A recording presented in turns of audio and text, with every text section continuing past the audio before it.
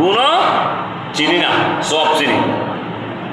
গুণও চিনি না, কিন্তু সব চিনি। আমরা হারাম বুঝি, হালাল বুঝি না।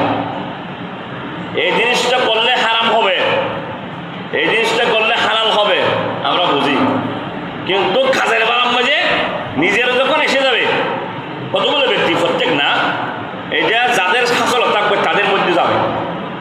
এটা আমার কাছে থাকুক, আরেকজনের কাছে থাকুক, এটা পরিষ্কার আমল করতে হবে। হালাল এবং হারাম, জায়েজ এবং না জায়েজ, যে ব্যক্তি হারাম হালালের মধ্যে পার্থক্য থাকবেন না, হক এবং হকুল্ল হকুল ইবাদা, আল্লাহর হক বান্দার হক, যখন এখানের মধ্যে কোনো কি নেই, বালামন্দ তার মধ্যে কি নেই, কোনো কিছু দেখা যাচ্ছে না, তোমার কি মানুষ বলা যাবে? কোনোদিনও না। তোমার তো ডাক ঠ্যাং আছে, পা আছে, চোখ আছে, দাড়ি আছে, মুখ আছে, সব কিছু নিয়েও চলাফেরা করে। উনি কীভাবে মানুষ? উনি সেভাবে মানুষ, কিন্তু যার মধ্যে মনুষ্যত্ব থাকবে উনি হচ্ছে মানুষ। সুবহানাল্লাহ। যিনি হালাল বুঝবে, এটা করলে হালাল হবে, এটা করলে হারাম হবে, তখন ওনাকে মানুষ বলা যাবে। যখন অন্যের বলার জন্য সব কিছু বিচারের বলার জন্য সব করে বিচার করবে, যখন ওই কাজটা নিজের মধ্যে আসবে, আল্লাহ নয়, ওই ওরকম হবে। হুজুরে ওয়াজ করছে রাত্রে, মহিলার শাড়িওয়ালা কেটার মধ্যে, ওই কেটা গায়ের মধ্যে শীতকালে দেওয়া যায় নেই, যখন ঠান্ডা বেশি পড়তে হবে, হুজুর আমাদের ঘরে তো কোনো কেটা আছে না, কোনো রজায় ভালো অন্য কিছু নাই, আর কি হবে, একটা কেটা হলে নিয়ে আসো না। তো এরকমই কতগুলো ব্যক্তির মধ্যে বিরাজমান আমাদের মধ্যে আছে। খেয়াল রাখবেন, হালাল বুঝে হারাম বুঝো না।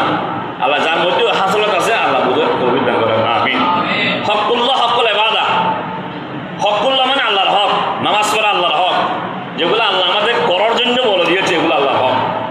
যখন বান্দা আপনার থেকে কেউ টাকা পাচ্ছে, ওগুলো যখন আদায় করবো না, আল্লাহগুলো সব হজ আদায় করতেছে, উমরা আদায় করতেছে, সব কিছু পরিবারের আঞ্জাম দিচ্ছে, কিন্তু বান্দা হক আদায় করতেছে।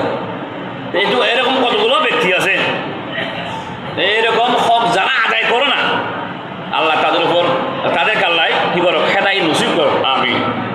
মানুষ আবার কতগুলো বুঝে না বুঝার বান্ধবে, ও বললাম যে নিজের বেলা ফিরিয়ে আরেকজনের বেলা আসে, এটা করতে হবে এরকম, যখন তাকে বোঝা যায় তাকে ওই কাজের মধ্যে পাওয়া যায় না।